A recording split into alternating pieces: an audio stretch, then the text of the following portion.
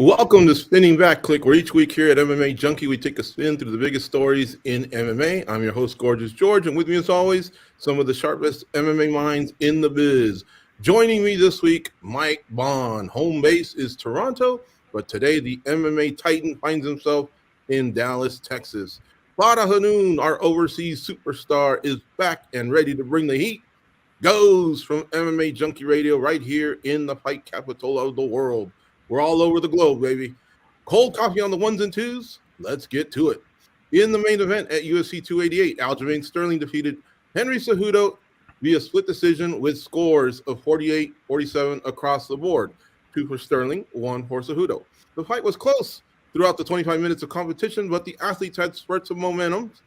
No one could really pull away, however. How did you all score the fight? What ultimately made the difference for Aljo? And do you want to see these two fight again down the road?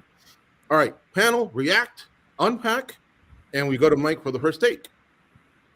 Yeah, so I was obviously cage side for this. I've only seen the fight once. I came, straight from Newark here to Dallas. We have the Nate Diaz, Jake Paul press conference tomorrow, so I haven't had the chance to rewatch it, through the broadcast. But sitting cage side, I did think Henry Cejudo won by the slightest of margins. I think I scored round 2, 3, and 5 for him, but they were close, man. Like, even that first round was really tight as well. I mean, none of these rounds I think were overwhelming for either guy. So I can't really complain too much about the decision. If you want to sway one round here or there for Sterling or for Cejudo, and that's what made you decide the fight, I can't really scream robbery or that it was an unjust decision or anything like that. I think Aljamain Sterling winning is an okay result here. And what the difference for him probably was is some of those critically timed takedowns, right? Like, he got them at important parts of the rounds, established some control. Obviously, he outlanded Cejudo by like 30 or so significant strikes over the course of it,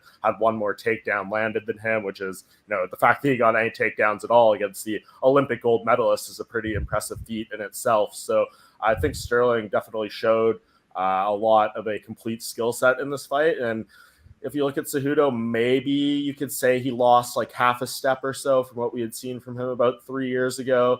Maybe just a little bit slower. Maybe it took him a little bit longer to get into the fight just because it had been so long. I mean, I guess that's to be expected. Maybe people should have factored that into their analysis a little bit more of this fight. But yeah, I don't think it was like a bad decision or anything like that. I'm okay with Sterling getting the win. I'm just going off, what I saw cage side that night. And obviously you don't get like the benefit of replays and commentary, and sometimes a punch will land here or there that you could be on a bad angle from where the cage is and things like that, and you don't see it. So scoring these fights, live is tricky, but that's how I had it on the night of the fight. But I wasn't like shocked or anything that Sterling got his hand raised there.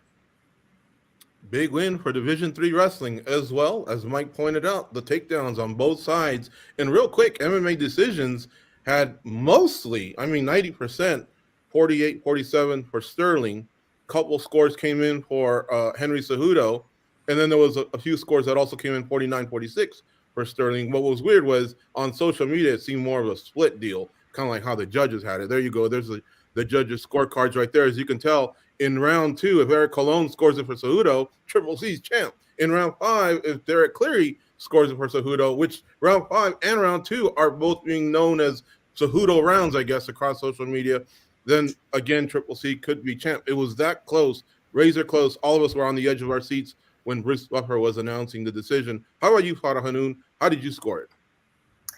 Yeah, see, that's the thing. Like, for me, I thought round 5 was Cejudo's, and if we're going based off of that, that would mean I thought Cejudo won. I actually thought round 3 was the closest round. That was the one that was having the hardest time scoring. But then you look at the scorecards, and they all gave it to Henry Cejudo. Mike was saying he gave it to Henry Cejudo. I don't have a specific direction. I rewatched the fight because obviously I watch it in the middle of the night after pulling an all-nighter, and I'm exhausted. And I thought that round was extremely tough to score. That was the round that was on the fence about, and apparently all 3 judges gave it to Henry Cejudo. So the scorecards were all over the place because all the rounds were pretty close. You had Aljamain sometimes sway the judges towards his favor by closing a round strong just because there isn't too much to go off of. But I think statistically, the volume, the pressure, I think Aljamain outstruck Cejudo throughout the fight in a pretty large margin. So I think that's something that people are looking at as well when scoring the fight. But it was so close. For me personally, round 3 was the toss up. I gave round 1 to Aljamain. I thought Henry won round 2. Round 3 was the tough one for me to score, and then I had Henry round 5 and Aljamain round 4. So for me, it came down to round 3. Apparently not to the judges because they all gave it to Henry Cejudo, which would mean I think Henry won. I don't know. That's what I'm saying. So I don't know. Round 3 was the one for me. Apparently that's not the way people are looking at it, but that was the round that I was really struggling to score. All right. But I don't have a problem. I don't have a problem with whichever direction it goes. Fair enough. Goes, how about you? What were your thoughts on the fight and what was your score? Well, I thought it was a really odd fight to score. Like, I know, Mike, you haven't had the chance to go back and watch it, but Farah did. And I don't know if you would agree with me, Farah, but it almost did me no good because the rounds were so close. And like Farah had mentioned, what it came down to was guys stealing rounds right at the end. And so it kind of left you with a weird feeling of how to judge the whole round. Everything was so razor close. I actually gave rounds 1, 3, and 4 to Sterling, but round 3 was the one that I could have maybe flip-flopped a little bit. And so when you look at the performances, I think both guys are going to go back and they're going to look at this and going to say, yeah, I probably could have done things different. I think they're going to be a little frustrated because there were moments where Henry Cejudo probably could have controlled Aljamain Sterling almost like a gift, right? Aljo was just kind of giving it to him. He probably could have held on to the position, tired him out a little bit more. It wouldn't have been an exciting fight, but he probably would have cemented the round. Instead, he chose to disengage and stand up with him, which was weird because he was losing the stand-up. And then if you look at Aljamain Sterling, he was winning the stand-up, but he kept electing to take shots that were putting him in some bad positions. So it's really tough one to call. I wouldn't hate people if they said, yeah, maybe there was a little bit of ring rust there on Henry Cejudo. You could say that, but then it's hard to kind of tell the difference between what's ring rust and what's just getting older. I don't care who you are. The older you get, this all gets harder to do, right? So that's something that only Henry Cejudo can answer, and we're going to have to see what that's like going forward. But for Aljamain Sterling, this is kind of that skin that he needed on his wall, that type of performance. Unfortunately, it's a split decision again for him, but it's still a good victory. It's a good skin on the wall, and that's just going to make him even better. And hopefully we do see Triple C's back soon. Just a nod of the head real quick. Do you guys want to see this again? Remember, after Volkanovski and Makhachev, going in, we were saying, do we really want it? Because Makhachev had yet to defend against the 55er, but Volkanovski had definitely earned the spot, earned the right to maybe go up and challenge himself. And after the fight, we were like, hey, I wouldn't mind seeing that one again. Maybe not immediately, but we were kind of jonesing for it. How about this one, guys? If Cejudo doesn't retire, maybe grabs a win, was it tactical enough? Did they build enough heat that, hey, maybe part 2 would be compelling? Mike first? Yeah, I would see this fight again. I don't think we need an immediate rematch, but yeah, let Sterling fight Sean O'Malley, and we just saw Henry Cejudo like an hour ago call out Merab Dvalishvili. I think that's a perfect fight in this scenario. Do those two on the same card in Boston, maybe. Boom, we got a little mini 4-man tournament here. Let's go. I love it. How about you, Farah? You want to see it again? Yeah, just like Mike said, not immediately, but if Aljamain Sterling continues to win and stays at 35, because he talks about moving up, we will always say Henry Cejudo was his toughest fight, and then people would want to see it. Okay. Goes? Yeah, I think so. I mean, every round to me seemed like a different fight. It was just kind of an odd fight. I think they would both make adjustments, and the next fight would probably look a lot different. It's fun to let a division breathe and let others have their opportunities, and then we can always circle back, which is what I'm hoping happens with Fajeda and Adesanya, although Fajeda seems to be having second thoughts there about going up to 205, but that's a whole other topic. We won't get into that right now. Like, you look at a division like middleweight, though, right? Like, that's something, it's so much thinner. Bantamweight, we sit here every week talking about how it's like one of the most stacked divisions in the sport. We can't really afford to be holding it up with constant rematches and stuff like that. So I like to keep the ball rolling a little bit here. This is true. One last thing, guys. This is a good question that came in through the editorial side. Why doesn't it feel like Sterling is as great as his resume suggests? Deep thoughts here. All right, Mike, back to you. There's a lot to this. Obviously, I think it just first and foremost comes down to the way he won the title, right? Like, it's hard to get that illegal knee by Piotr Jan out of your mind, and just the whole way that whole thing unfolded, I think left a bad taste in people's mouth for a very long time. And then, of course, they do the rematch, and he wins a split decision that some people feel he lost. And then the TJ Dillashaw fight, he goes in there badly compromised, and then now he gets another split decision. So it hasn't exactly been the cleanest title reign, but he should get that respect, man. Like, look at what he's doing. We sit here constantly, like I just said, preaching about how bantamweight is the best division in the entire sport across all organizations and things like that. Maybe you could throw lightweight in there being, competitive on terms of depth, but this guy's going in there and fighting some killers every single time, the absolute best of the best in the best weight class in the sport. And it's hard to beat these guys consistently. And Aljamain Sterling now has 9 straight wins in this division, the longest winning streak in UFC bantamweight history, which is amazing if you think about all the great fighters we've had in this weight class. 3 consecutive title defenses is the most anyone's ever had. So it is time to give this man his flowers, absolutely, and give him the respect he deserves for maybe even being the best bantamweight ever. I mean, you can pick and choose how you want to rank that thing. Of course, like GOAT discussion is all subjective, but he is making his case very, very strong here. And I don't know, what's going to get people to eventually sway to his side. Maybe it's like a spectacular finish that kind of goes up there. But right now, unless he gets that, I don't know if the public opinion is going to sway in his way, but he deserves to get that credit. Here are some of his other wins: Rhett Johns, Cody Stamann, Jimmy Rivera, Pedro Munoz, Corey Sandhagen. And then we get to the ones that Mike mentioned, winning the title from Peter Young via the illegal knee disqualification and so on. But very impressive. Mike, I did not know that. You said it was the longest win streak in the bantamweight division ever? Yeah, 9 straight. Wow. Only better than Merab's 8. Incredible. Farah, how about you? Same question. Why doesn't it feel like Sterling is as great as his resume suggests? Yeah, it's the circumstances haven't played in his favor. But I think, like, I remember when he submitted Corey Sandhagen so quickly, a lot of people, it seemed like the fans were really rallying for him to get the title shot because it was the fashion that he did it in, like running through a guy. And obviously it's a win that's aged very well because we're seeing how good Corey Sandhagen is right now. He's still a top contender. So I think, yeah, it's the fashion and the way he's been winning fights. I mean, obviously the TJ Dillashaw fight was a dominant performance, but people are pointing to TJ coming in compromised. Petr Yan, the first fight before he won the title by disqualification, didn't look very good. The rematch, I thought he looked good in a lot of the moments, but obviously a close back and forth battle. And then this one is close, but it's his style. And I'm going to point to one of the comments here by M. He's saying Aljo's skill level is high, but his fighting style is not very entertaining. I think that's why he loses points. I don't think it's necessarily that it's not very entertaining. It's very freestyle. And I think Cejudo pointed to that in the press conference, saying that obviously he's called the Funk Master. You almost feel like sometimes he doesn't really have a direct game plan. He'll just pressure you. He'll put volume.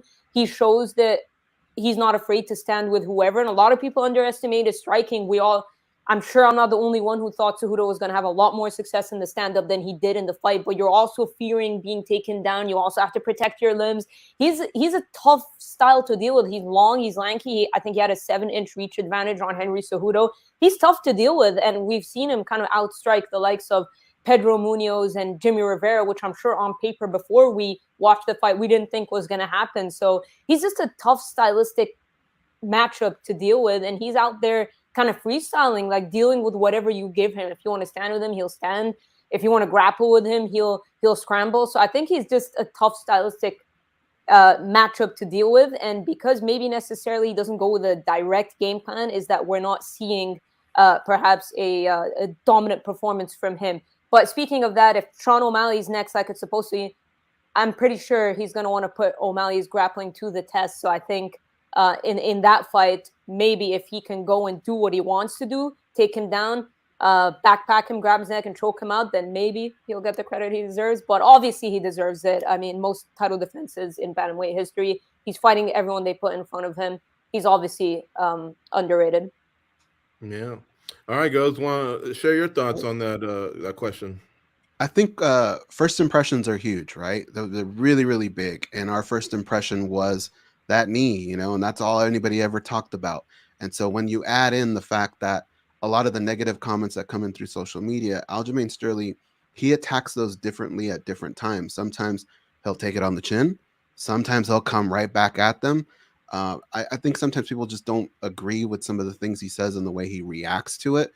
But at the end of the day, it's the resume that you have to put out there, right? What you've accomplished. And yeah, there's been some hiccups in the way, things that he can't control. I'll tell you one thing that makes things a little difficult is whenever you're promoting a fight, there's always that clip of Joe Rogan screaming his ass off, and there's some kind of highlight behind it, right? Whenever we're talking about the main eventers, the top people in the organization, Aljo doesn't really have that moment. It's usually just pointing to one of these split decisions or some kind of technique, but he doesn't have that moment where we all jump out of our seats and go, "Oh my God, this is one of the best fighters on the planet," despite his resume, right? Which his resume shows us he's awesome. He's a really, really good fighter. I think all that's going to come. I think this last fight helped him out a lot. And, even the tease with Sean O'Malley, I think he has some momentum now, and I think things are going to start to change. It's interesting you say that, Goes, because in pro wrestling, they say putting somebody over, and that comes usually when you win the belt. And like Mike was pointing out, if we go back to the way he won the belt via disqualification, there wasn't that moment of beating the incumbent and having the incumbent say, congrats, and clapping, a la Alexa Grasso and Valentina Shevchenko. Think about how tremendous that was. She finished her. The other one, all she said was congrats to her, and whatever happens down the road happens down the road. Aljo never had that moment. I think some of it has to do with that as well. Okay, we're going to move on here. In the co-main event, Belal Muhammad defeated Gilbert Burns pretty soundly. The judges came back with scores of 50-45 and 2 scores of 49-46, all in favor of Belal Muhammad. Both sides, it appeared Muhammad did not really overtake Colby Covington in the Leon Edwards sweepstakes. And now that's 9 in a row for the soon-to-be 35-year-old. According to Dana White, Muhammad gets the winner of the Edwards-Covington fight, which is looking like October. They're calling that one UFC 294. Muhammad does not want to be an alternate fighter. He said that pre-fight. So I want to know, should Muhammad wait for the winner, which is probably early 2024, and I'm giving best estimates here, or maybe possibly get on the same card as the champion and compete the same night, which again, when he was asked what's ideal, he said ideal would be to fight in Abu Dhabi at UFC 294. He ain't going to get booed there, he said. So, this guy's a risk taker. He's willing to take fights. You're on the same timeline as the champ. And guess what? I think you're an unofficial alternate without being the actual just alternate, because you will be competing. That's why I'm bringing that up. All right, Fada, you're up. Yeah, it's a very tough spot to be in because we don't even have a date for Leon Edwards and Colby Covington. And I think no matter what Belal did, I know people were critical of this performance. I think he's another guy. We talked about Aljamain Sterling. Belal is another guy that people just keep underestimating or not giving his credit. But I think because Dana reiterated on numerous occasions that Colby Covington was next in line, I think no matter what Belal did, Covington was getting the shot anyway. I think the issue for Belal is there is no date for Leon Edwards and Colby Covington. They say August, September. Colby's done a couple of interviews lately. Leon mentioned Abu Dhabi, October. Colby said, I'm not fighting in Abu Dhabi. We don't even have a date. And now, as far as Leon, I mean, he fought in March, so he has some nagging injuries he wants to take care of. So I'm not exactly blaming him for not turning around quickly in July to fight in London. But if you're Belal, it's a tough spot because he's obviously done enough to get a title shot. He's always been active, though. Does he want to wait until Leon and Colby fight, and we don't even know how they're going to come out of that fight? Are they going to come out unscathed? Are they going to be able to turn around relatively quickly? We saw Leon dismiss Belal. We see Colby dismiss Belal. It's not like they're going to want to give him his title shot quickly. So it's a tough spot for Belal to be in. I don't think it's fair for him to fight anybody else, but if he chooses to stay active, if there's one fight that I think he'd probably want to take, it's Kamaru Usman, who he called the GOAT. That's going to be a nice fighter or a name to put on his resume. So if he's absolutely eager to compete before he gets his title shot, then it's Kamaru Usman. Otherwise, I don't think it's fair to match him up with anybody. Maybe make that fight in Abu Dhabi. But if you're Belal right now, I think you should just wait until Leon Colby has an actual official date and make your decision from there. Yeah, and Dana White has said a few things along the way that I've been covering the sport. Hey, you don't just want to wait around because things can happen. Like you said, Fada, injuries, or maybe that fight is a classic that needs to be run back. Edwards gets an immediate rematch. I don't know. So many things can happen. All right, Goes, how do you think he should play this hand, Belal Muhammad? It's a nightmare of a situation. We talked about this on the radio show a little bit, and it's kind of our job to know what this guy should do. And I really don't know what I would do if I was in his situation. I mean, look at what just happened, right? At the end of the day, it's a great result for Belal Muhammad. It's not the best scenario, right? He came in somewhat short notice, coming off of Ramadan, but he got the W and he got it over a tough fighter. Was it the perfect performance? Probably not. And it probably wasn't a move aside Colby Covington type performance, right? But that's not really what he's arguing. What he's arguing is he shouldn't even be in this situation in the first place, right? 9 fights now. That's so hard to overlook. And I always say, if you're a fighter, I think you have to just ask the question, if this isn't good enough, what is? Tell me what it is I have to do. Because I would probably tell him at this point, yeah, it makes sense. Stick around, wait, see what happens. But nothing is guaranteed in the UFC. That's the problem. And even if that fight goes off at a good time that he likes, there's still the opportunity of something stupid happening in the fight, an injury. You just never know. So I guess if I have to give the guy advice, I would say, make your money now. If you can take another fight and you feel comfortable doing it, make that money, cash some checks. Because if you sit around and wait, you just never know what's going to happen with the UFC. They just don't have consistency with their decisions. What do you think, Mike? Fight or wait? Using the timeline that we're guessing here, with maybe October for the title fight and early 2024 for, I guess, the next opponent. Yeah, I think there's a possibility we maybe get it a little bit earlier than October. I know they need, headliners for late July, August, September, maybe even. Colby Covington doesn't seem too eager to fight in Abu Dhabi, so maybe it happens earlier. Maybe it's like MSG in November. I don't know. I think these two pretty much nailed it. Like you don't do anything until you get a date for Edwards versus Covington at this point. And obviously, Belal Muhammad's foot, go look at his Instagram stories, is a train wreck. I don't know what he came into this fight with as far as like injuries. I know everyone was kind of speculating on the footage leading up, and I asked him at the press conference, and he kind of sidestepped it a little bit and saying we all come in there injured, but there's clearly something more going on than that. And I don't know what the extent of the damage is there. So maybe he has to be out a little while anyways, and him fighting again this year possibly isn't even realistic regardless, and the timing would work out for him anyways. So I think you just sit and chill. I mean, he's done all the work. What else are you supposed to do? Like, yeah, Kamaru Usman, you could do that fight. It's the only sensible one, but like, why for him? And then if Usman beats him, you're in a curious predicament anyways with like the whole division and whoever comes out of that Edwards versus Covington title fight. So yeah, if you're him, you just chill, wait and see what happens with this title fight, and then try to make your move from there. It would be pretty disappointing if Belal Muhammad had to fight again. He seems to have no intentions to do. Dana White told me pre-fight, post-fight, 100% he is next.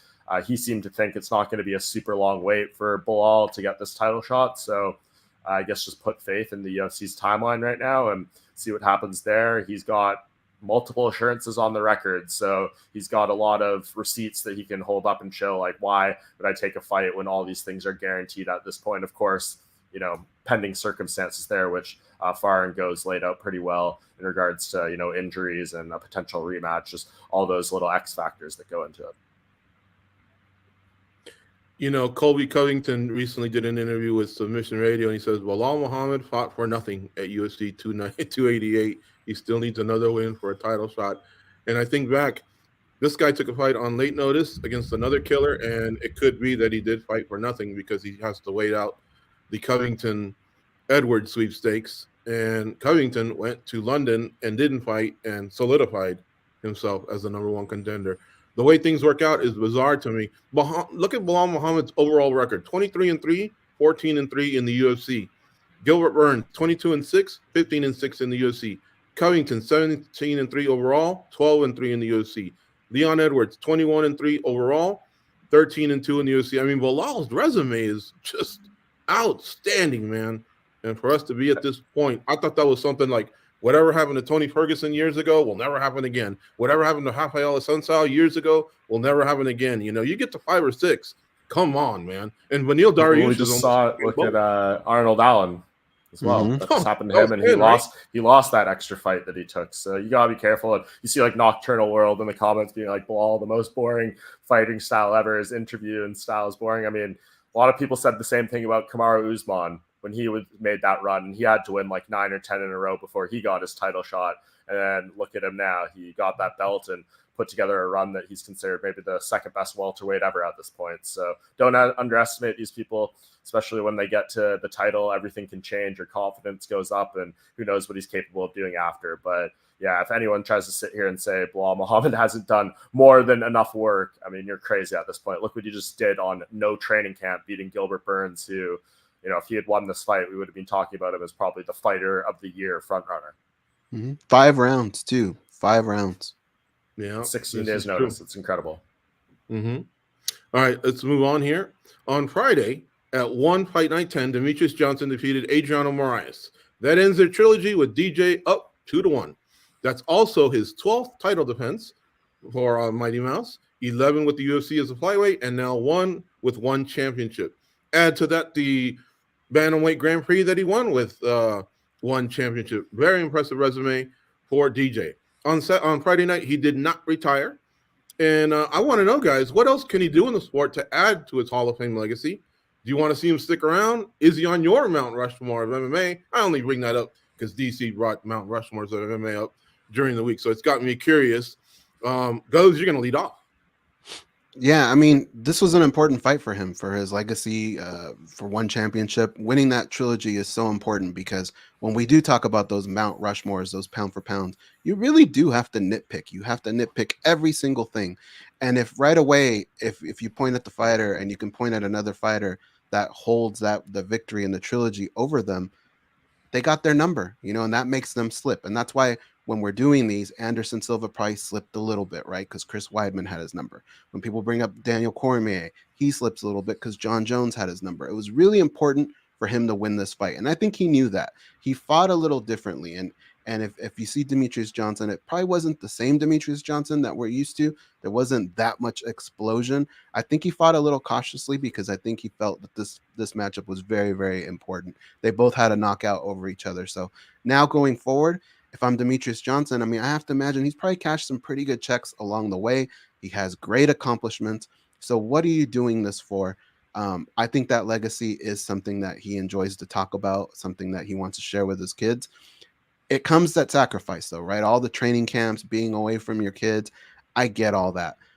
But he's so close and he's up there at GOAT status that every fight that he has adds to that legacy. It's so important. I would just say keep knocking out these fights. Keep banging them out as much as you can.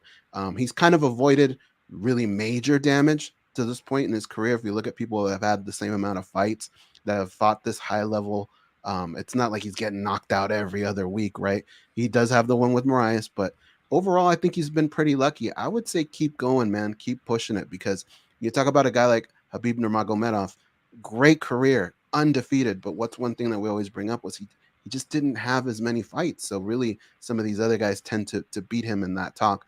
If I'm DJ, man, I just keep my foot on the gas and I keep going. Maybe another title in another weight class. He failed at WEC when he lost to Dominic Cruz, and using the hydrated system, his bantamweight run kind of is really more equivalent to being a rehydrated flyweight. So maybe that could help him join GSP and Jones as multiple division weight class winners. How about you, Mike? What are your thoughts here? It's weird because it's almost like I'm subtly hinting like, hey, DJ, you might just be done, dude. We don't need more from you. Go enjoy your successes and save your brain cells. But what do you think, man? What do you think you should do? Well, he's obviously earned the right to do whatever he wants. I mean, he's an all-time great. You mentioned the Mount Rushmore. I mean, he could be up there. He might be like 1 off, in my opinion. He'd be 5 if he doesn't make it to the 4, but he's really close, and he has earned the right to make whatever call he wants. I kind of slightly disagree with Goes there, like the Khabib comparison. I think Demetrious Johnson has done more than enough. He's gone above and beyond. His legacy is set, and I don't really see anything in one championship that's gonna alter it for the better. I mean, who's like the next big fight we want to see him against in one? I don't think there's any really fight that screams out there. You mentioned maybe moving up in weight class. That'd be him like essentially fighting at featherweight at this point. But like, is there intrigue in a matchup between him and one's featherweight champion? I mean, I don't know. It just doesn't really seem to me there's something out there that, like, if he wins this fight, it's going to be a game changer for him. I mean, the comment from M in here saying, in a fantasy world, DJ faces Aljo for the UFC bantamweight title. I mean, something like that. Yeah, that's a game changer, and that takes the legacy to the next level. But within one, I don't know. There's nothing really that does it for me. If he wants to keep fighting for the paychecks and for the glory and all that stuff, just to continue to get out of his system before it's too little too late and he can't do this anymore and he has some regrets that he didn't keep pushing. Completely cool with that. But at this point, he's only kind of putting it at risk that he takes it or like takes a loss or something like that. I mean, the Adriano Moraes, trilogy wasn't something we ever really thought was going to be a thing when he came in. The only reason it became this is because he got knocked out and no one really foresaw that coming. So I think DJ is in a good spot. I would love to see him continue fighting, and his fights are always a treat, but he doesn't need to do this anymore. He doesn't really have too much to gain, in my opinion, and probably more so to lose at this point. Mike, I'm curious, who are in your 4 for Mount Rushmore? You said DJ might be 5 at this point. Who are your 4? It's probably John Jones, George St. Pierre, Anderson Silva, and Royce Gracie. Okay, respect. That's a good one. I like it. And by the way, if anyone's curious, Fabricio Andrade is the featherweight champion over at One Championship. That's who DJ would be moving up to face. He just defeated John Lineker earlier this year, former UFC flyweight and bantamweight. So he's the champ there. Maybe that's of interest to DJ. I don't know. Pata, share your thoughts. What do you think here about Demetrious Johnson? How would you advise him in his next step? Yeah, I mean, he has nothing left to prove. And like Mike said, I don't think anything he does at One Championship is necessarily going to make people have him knock off somebody else in their GOAT list if he's not already in the top 4 or top 3 or whatever. I think he's already, record holder for most UFC title defenses. He came over to One. He won the belt over there. Had a nice trilogy with Adriano Moraes, so a rivalry, something in the history books for him in that regard. He never got his trilogy bout with Henry Cejudo, so I'm sure it was nice for him to close a chapter here with Adriano Moraes. But yeah, I don't know. I feel like he still loves to compete. He still looks good. And I think his motivation in general to fight is still there as well, because even before talking about him wanting to seek advice from GSP and Habib when it comes to retirement, he was talking about Khairat Akhmedov as potentially his next opponent, his next title challenger. And he started breaking down his grappling and how that would be a good test for him. So just hearing him speak like that, and then Chatri obviously got very excited and said, "Oh, so you're not retiring." Just him like talking about him and breaking him down and talking about how the grappling would be a good test for him shows me that he still loves to compete. But would a win over Khairat, and that's no disrespect to him, obviously, add some crazy thing to DJ's legacy? Obviously, it's a risky fight and a lot to lose in that regard. Is a special rules bout, another special rules bout, something that would excite him? I don't know. But if he walked away, as much as I love watching him fight, I wouldn't be upset. I think leaving it off like that by capping off that trilogy with Adriano Moraes is a kind of a perfect way to walk away. So I wouldn't be too surprised if he did. If he wants to continue competing, sure, but definitely more risk than reward for him at this point. Yeah, says he's going to talk it over with his wife and calmly make a decision. So we'll definitely keep an eye on that. A couple comments here in the chat. Sky Visa Nel Daddy said, awesome event. He was actually there, and then he got to meet DJ later on. Great person, great champ. Nisko Vic says, Khabib was criminally overrated. Man, he's either a troll or dumb, because this dude was undefeated, and I don't even think he really lost more than on my hand. You can count the rounds, right, that he lost. This guy was dominant. Could he have had more title defenses like the other greats? Of course. But I wouldn't say overrated. I might just say he's not in my Mount Rushmore if you want to say that. But come on, Nisko, pick it up a little bit there. That's ridiculous. All right. We're going to move on here. Aside from the big fights involving the top fighters, so, main events, co-main events, let's put some shine on someone who may have gotten lost in the shuffle, who was your under-the-radar star performer from this past weekend. Mike, we come back to you. There was a few, but the one who stood out to me was Kennedy Njoku. That was a savage submission of Devin Clark, man. Standing guillotine choke, his first career submission win. I thought he kind of got shafted of a performance of the night bonus on this card. I think he deserved that. And I want to give him the respect because here I am in Dallas, Texas, where he trains out of Fortis MMA, which is just down the street from where I am now. So, yeah, this was a great performance from him. Obviously, light heavyweight needs guys on the rise. There's not a whole ton of fresh faces out there. And from the short notice main event that he had in the last fight, that was kind of very much impromptu, he got a big win there, to this one, we are seeing some good growth out there. And you talk to the people around him, Safe Saud, of course, Bias is his coach, but he is very high on his potential here. And you kind of saw it from the get-go of his UFC run. You're like, wow, this guy's length, his strength, all that stuff. He can be really, really dangerous with the striking. He just was so inexperienced when he joined the UFC. I think he was like 4-0 when he made his debut. And now he's gaining that experience, gaining that confidence. And he seems to have a very humble head on his shoulders. So, yeah, I thought this was a great win for him, a great performance to put Devin Clark away like that, who is, a very gritty fighter and goes in there and always tries to be game. So big win for him. And, yeah, I think he deserves some shine. And I'd like to see him get a top 12 light heavyweight for his next one. Great choice. Mike, I don't know if you know this off the top of your head, but I noticed he's got an 83-inch reach, and John Jones is an 84-inch reach. Is that basically the longer reaches that we've seen in the UFC, those guys? Do you know that? That's a stat. I think the longest one ever was Stefan Struve, who was like 84 and a half, and Jones is 84. So, yeah, like he's up there. I would have to imagine he's like top 10 all time. Yeah, you could just tell Devin Clark was having trouble with that, as well as Henry had trouble with Aljo's. I think he had an 8-inch reach advantage as well. But all right, Pada, how about you? Under the radar, who gets some shine from you? For me, it's Ikram Aliskerov. Simple reason, because I was cage side for Khamzat versus Ikram Aliskerov, April 2019 in Amman, Jordan. And I've always been very high on Khamzat Chimaev. A lot of people know about that. I've kind of been raving about him. And when he fought Ikram, when he was booked against Ikram, I'm like, man, that is such a tough fight to have early on in your career. And when Khamzat went out there, Ikram's a combat Sambo champion. He couldn't take him down. He struggled to take him down. He ended up knocking him out with a beautiful uppercut. And that's kind of what made me say, like, right, Khamzat's going to make waves in the UFC, because to get through a challenge like that. And you look at it right now, Ikram hasn't lost since losing to Khamzat. That's 6 in a row. He gets quite a notable name in Phil Hawes for his debut after punching his ticket through the Contender Series. And I know Phil has taken quite a bit of damage and lost by knockout in his last few.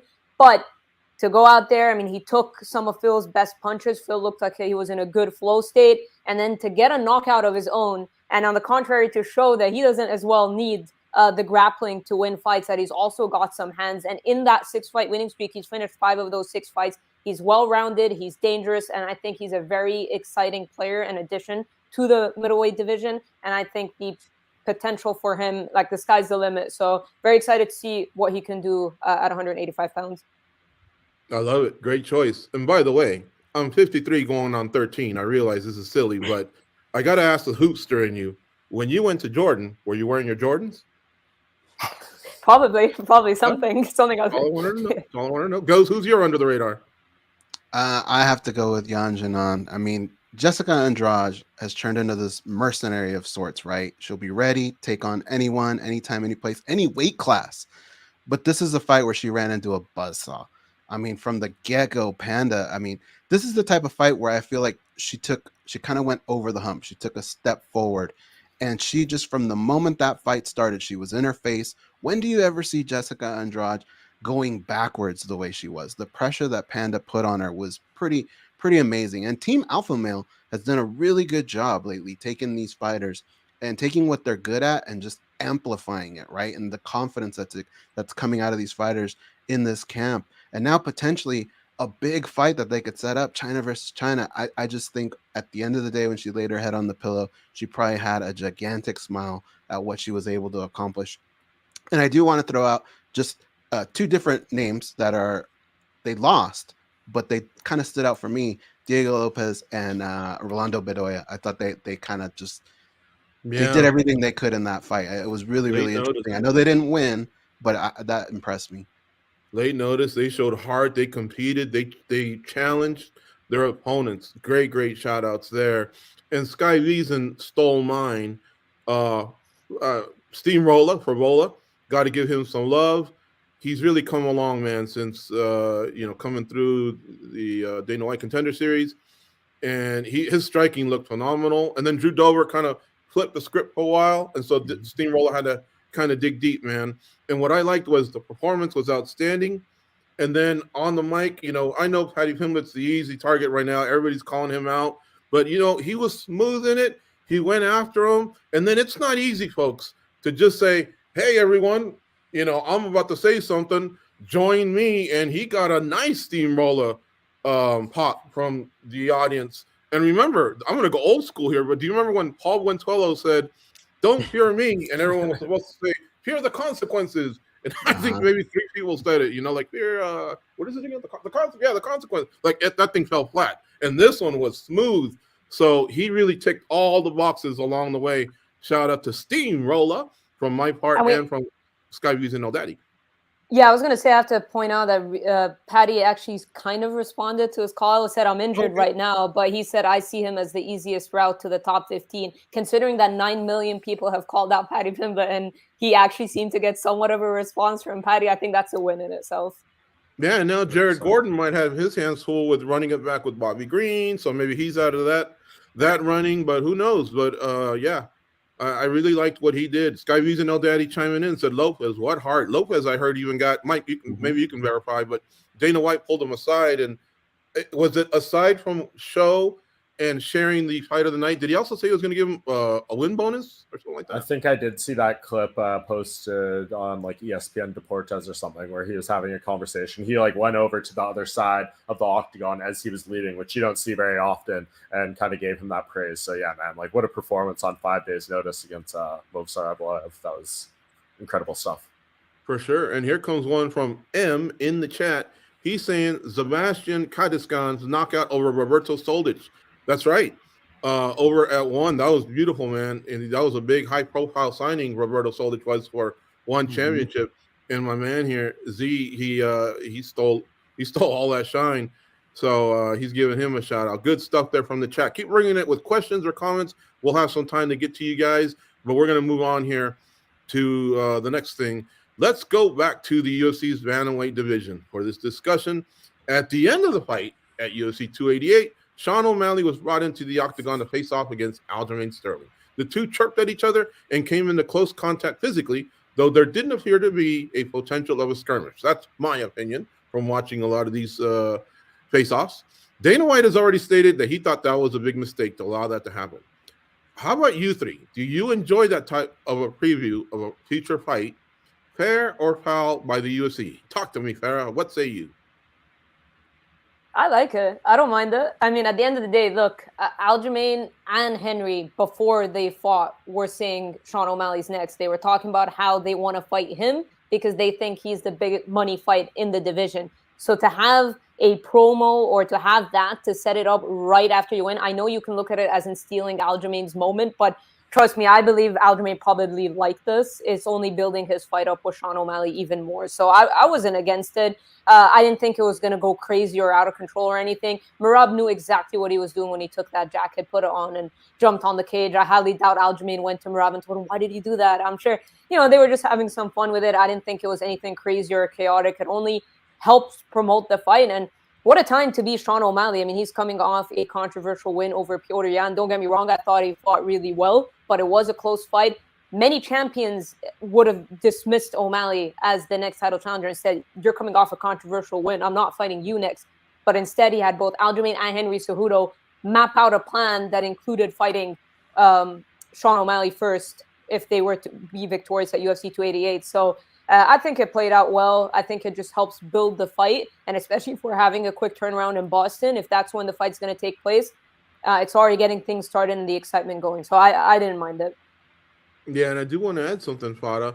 You're right. Sometimes the champion gets his moment. He has his family, and they don't want to steal that shine, right? But it was Sterling that went out of his way to ask where he was at. He knew he was there, but where is he? I thought in a way he was kind of inviting that moment. So that's why I kind of don't really have – I mean, I don't have a problem with face-offs anyway, but just to add to that's why I kind of didn't have a problem with this. I thought it was golden, honestly, and we did get that Merab moment. How about you guys?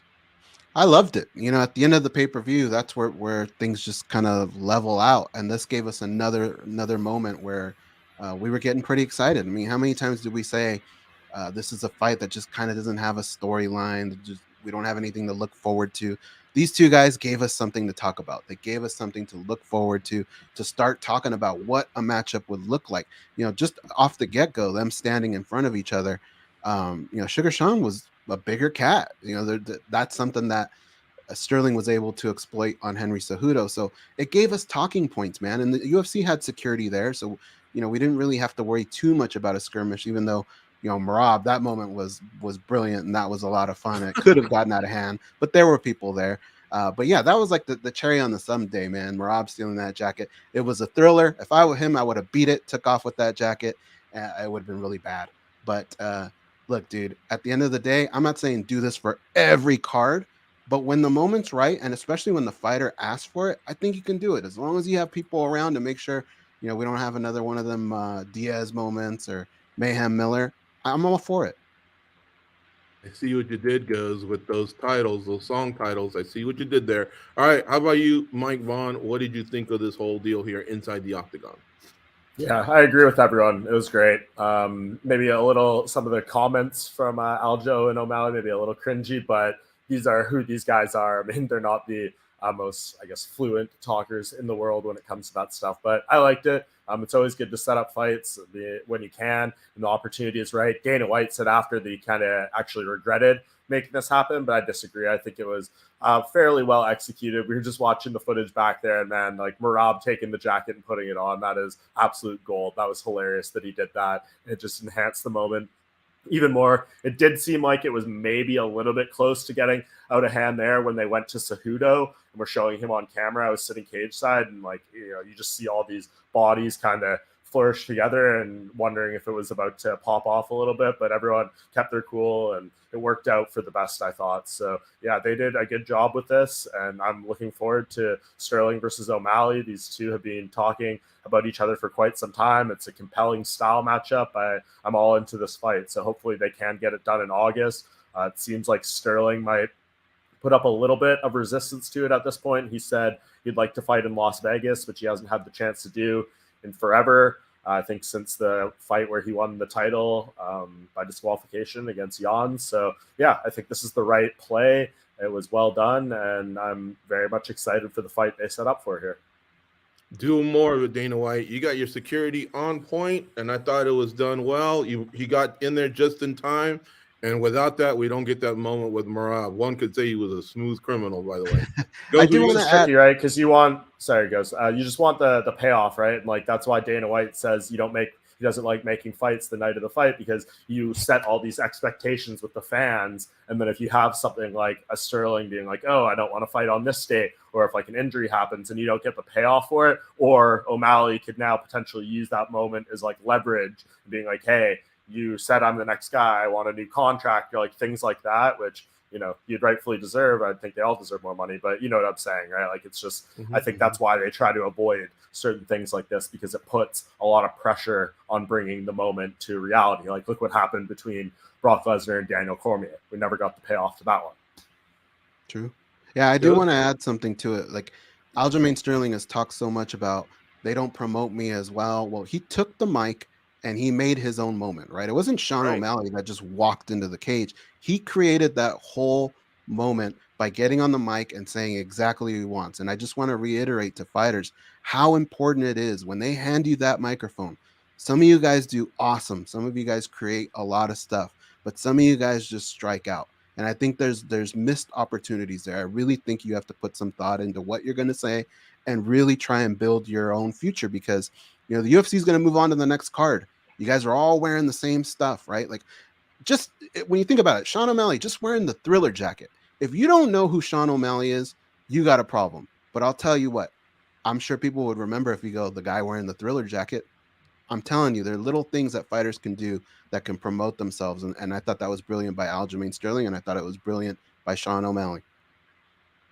The only thing I can think of is when he came in, he kind of brushed up on him, and maybe if he does something at that moment. But I think Dana can trust his fighters to a certain degree that, it's going to be rare when something does pop off that can obviously hinder the event. But anyway, we have time for some additionals, but I do want to give some shouts to our panel. Mulatu Vanguard giving some love to Farah. He's saying hello to Far. He tunes in because she's on the show. Black Slab, he says, Mike Bond, my brother, I love you, bro. Thanks for asking and pissing off Dana with real questions. Farrah, you're becoming loved by me too. Rest of you, you know what it is. So, Mike, I hear that a lot too, man. Good job out there in Newark covering for us and always sticking to what needs to be asked on behalf of the fans. We're all wondering what you're asking. So, all right, the additionals. Over the weekend, Tony Ferguson was arrested on suspicion of a DUI. According to a police spokeswoman, Ferguson's arrest came after his truck hit a couple of parked cars and then flipped over. Depending on the different reports you see out there, we're hearing 2 cars and maybe 4 cars were involved in this. There were 2 other people in the truck, and the fire department responders got them out with no major injuries. So, guys, look, I've seen this before. MMA is going to take the blame here. Like, MMA chews up the fighters and spits them out and is responsible for that. For that, these things that happen, I guess. Is that fair? Or can it be like just in the real world where it's a numbers game? There's going to be a certain amount of things that take place over a week, over a weekend, over a month. We look back at the stats, and MMA athletes will just somehow be involved in these accidents or tragedies. Goes, what do you think here about everything that unfolded, and where do you think the fingers will get pointed here? Well, it's not just an MMA thing. This happens all the time, all over the world. But it really comes down to a bad decision, not just by one person, but by multiple people to get into a car under those circumstances, especially with all the different types of means that are out there to get us out of these predicaments, right? Calling an Uber, calling a Lyft, calling a friend, a family member. There's just so many things you can do to avoid this situation that not only puts yourself at risk, but puts a lot of other people at risk. And it sucks that it ended up that way, but I don't think it has anything to do with mixed martial arts or any influences from there. It just came down to a really bad decision. Yeah. How about you, Fada? What are your thoughts here? Yeah, I agree, because obviously you're not supposed to be driving under the influence. So thankfully nobody got majorly hurt or anything like that. But yeah, I don't think you can necessarily point the finger at MMA. I think, like Goz said, it was just a bad decision. Mm-hmm. Mike, any thoughts? Yeah, I largely agree with these two. Obviously, it goes without saying, shouldn't be drinking and driving. I understand where you're coming from, George, with the question, because it's like Tony Ferguson in particular, and he does have like a slightly concerning track record when it comes to like mental health. Obviously, there was that issue a few years ago where he had like the incident with his family, and there was those reports of like he was hearing voices in the walls and stuff like that. And then he's obviously on a very rough losing skid right now where he's taken a lot of damage. So like I get where you're coming from, but I don't think you could be like, oh, this happened because Tony Ferguson's taken a lot of damage in the cage. I mean, I guess if you want to like stretch all the way there, maybe, you connect brain damage to bad decision making, like impulse control, things like that. If you really want to go deep down this wormhole and things like that, I don't know enough about this situation. We haven't heard from Tony. We haven't, seen the full police report, like things like that. So we don't have the full context quite yet. But like, when you see the report and saying he was being like extremely uncooperative with the police and things like that, you kind of just wonder everything that went into this whole situation. I mean, it's obviously a red flag, all things considered, but I would like to have a little more context before like jumping to connecting all the dots and things like that. But yeah, I mean, sitting here right now, I hope Tony Ferguson, if this is a situation where, he has a drinking problem and needs to get help, we all hope the best for him and hope he's able to get any help he needs, whether it's individually through his management. If the UFC wants to step in and provide help to him, those things would obviously all be welcomed at this point. But yeah, it's a bummer when you see reports like this pop up, especially involving someone who is largely as beloved as Tony Ferguson has been through the years in the MMA community. We all make mistakes, things like that. You just hope that maybe this was an isolated incident and not the beginning of a trend or a track record or things like that. Mike, that's a good point you bring up about the part where he's very uncooperative. So yeah, maybe we should focus on that. Like, where does that stem from? But you're right. And when we are staying on top of the story, it's there. You'll see it updated when there's more information, folks. Definitely glad that he wasn't hurt more than what appeared to be minor injuries, him and his parties. Fabricio Verdum, former UFC heavyweight champion, remember him, guys? Last competed in the PFL. He wants to fight Francis Ngannou in his stadium. I think he's hinting towards that stadium in Curitiba where the UFC went down years ago, because that's where he's from. Is this a solid option for Ngannou's first fight back in MMA, should boxing not pan out or bare knuckle or whatever else, that doesn't involve the UFC? Mike, back to you. Sure. I mean, like, you look at the options out there, like Bellator's heavyweight division, PFL's heavyweight division, ONE's heavyweight division. This is probably like the best fight that you could make. I mean, obviously, Fabricio Verdum is past his prime considerably at this point. I don't know, is he like 45, 46 years old, something like that, maybe a little bit less? Yeah, 45. So, like, beating him doesn't mean as much as it would, coming off the win over Fedor or Cain Velasquez or something like that at the peak of his powers, but it's a name. It's at least, you could maybe say, a compelling style matchup to a degree. Like, Fabricio Verdum takes him down. What could happen there? I'm sure a lot of people would believe that he would be viciously knocked out before he could even get in that close to getting on the ground, but it's a possibility. It's a path to victory that a lot of other people don't have. It's a name. You could put another UFC heavyweight champion on his record. So there is upside here. I don't know if this is selling out a 60,000 person stadium. I don't know what Fabricio Verdum's drawing power is in 2023 down in Brazil, but if they can execute it, there's worse things that Francis Ngannou could do as far as a MMA fight outside of the UFC. Of course, we feel for Francis, the biggest money options and the biggest marquee fights for him would probably be in boxing at this point against those top tier heavyweights. But right now, there could be worse ways to go, I guess, if you're Francis and you're fighting MMA in one of these other promotions. Goes real quick. Are you into this fight? If the PFL could pull it off? It's a little bit of a letdown because of what we thought the avenue he was going to go down. But when the fight starts, Mike's right. You telling me if this doesn't hit the floor, we're not all going to gasp and jump out of our chair? Like, Fabricio Verdum is no joke under these pressure situations and on the ground. But I think Francis Ngannou is pretty safe here, and I just don't think they fill up a stadium. Fada, in or out? You digging this? I don't know. I mean, but like Mike said, there aren't too many options when it comes to MMA outside of the UFC. So at least he has the name value, Fabricio Verdum. But I don't know if this is a fight I'd be dying to watch. But if it's going to be something that he does down the road, if he never ever comes back to the UFC, I'd be a little bit okay with it. But if this is the first thing after everything, the negotiations and everything that we see out of Francis Ngannou, I don't know. I think it would be a letdown. Yeah, I think their champ is Ante Delija, and I think Fabricio would just be a bigger name for Francis. You each get 20, 30 seconds on this last one. We're almost done. UFC 289 takes place on June 10th in Vancouver, Canada. The main event is now Amanda Nunes versus Irene Aldana, as Juliana Pena pulled out due to injury. Did the UFC choose the right fighter in Aldana, or was Raquel Pennington the right choice? About 20 seconds each. Farah, you go first. Yeah, I think they did. I love Rocky, and I big respect to her for what she's done since losing to Amanda Nunes and the winning streak that she's on. But we've already seen that fight. I think it's fair for Aldana to get her shot now. Goes? I think it's the right choice.